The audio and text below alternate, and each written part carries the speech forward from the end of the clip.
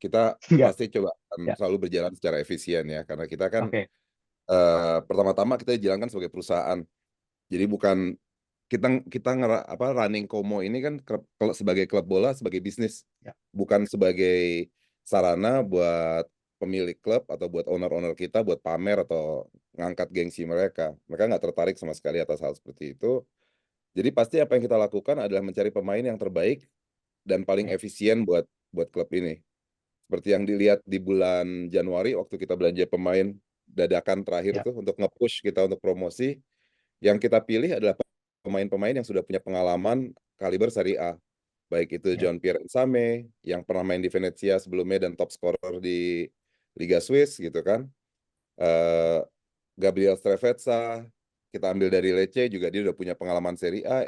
Eduardo Goldaniga dia sebagai center back juga punya apa namanya pengalaman di Serie A.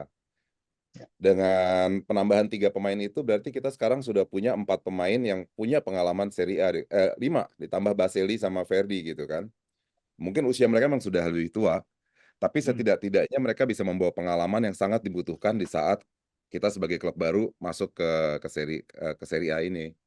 Yang kita akan lakukan pasti mencoba mencari pemain-pemain efisien yang moga-moga harganya masih jauh di bawah pasar, tapi kualitasnya sudah bisa langsung bersaing di Serie A. Contohnya kemarin kita ngambil kapten timnas U21 Austria, Matthias Braunoder gitu kan.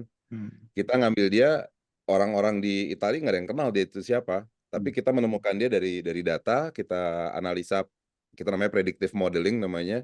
Kita lihat pertumbuhan dia dari 5 tahun terakhir dan 5 tahun ke depan kira-kira bakal seperti apa. Kita beli dia harga 180.000, tapi kita proyeksikan dalam waktu 2 tahun harga dia bisa sampai 4 sampai 5 juta gitu. Jadi itu yang strategi seperti itu yang kita lakukan. Kita udah beli bakanan baru dari Slovakia. Dia juga di timnas Hmm. U21 Slovakia saat ini. Oke. Kovacic namanya. Kalau kalau kita hoki dia akan main di Eropa di Piala Eropa tahun ini di Euro. Berarti harga dia pasti langsung akan naik naik lebih tinggi lagi. Tapi menurut kita dia akan menjadi bek kanan yang menarik juga ya. Karena sebagai bek Hmm. kanan dia udah tahun lalu dia bisa melakukan 15 assist kalau nggak salah atau berapa tuh. So kita akan mencari yang kayak gitu-gitu pasti. Terima kasih sudah menonton. Silakan subscribe, like, dan jangan lupa komen di bawah ya Bola Spotter.